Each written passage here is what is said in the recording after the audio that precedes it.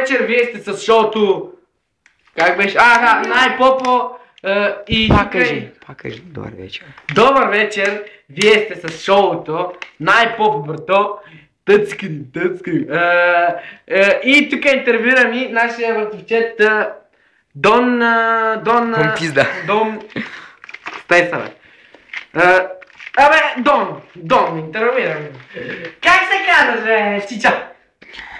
Джон Траволта. Джон. Много си прочетила, наши. Дай на тук. Да, на колко си години, бе? 32. Браво, много става. На кой... Син баща си. Не, на кой баща син си? На Венци. Дон Венц. Не, бе, на Джон Венц.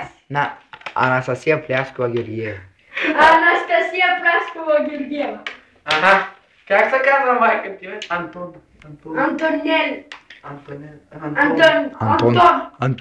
Антон Георгиев.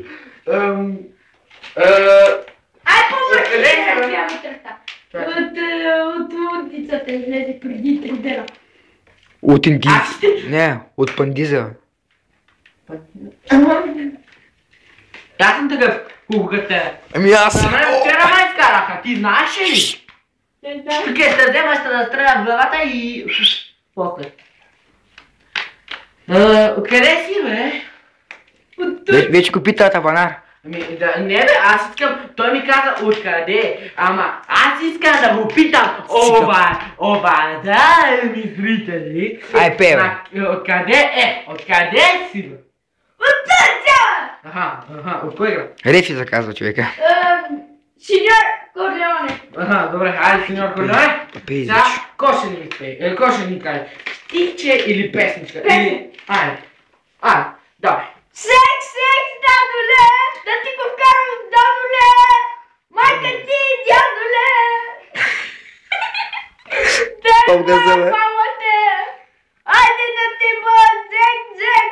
Готови. Сега, ти стисна ръката и да видим там. Ето там, ето и нещо. Върни се. Ето! Остай на дядора на хората. Победител си! Браво, братчет! Сега дай 50. Сега казвам. Дай 50. Край! Ай, чао, уважаеми зрители! Ще видим след 2-3 дена, когато ще интервюрам и Гошо бандягата, дете зад камерата. Уважаеми зрители! Не показвай, бе! Некултурно е! Некултурно е, бе! Яш. Аре, това, стига тук. Тъц!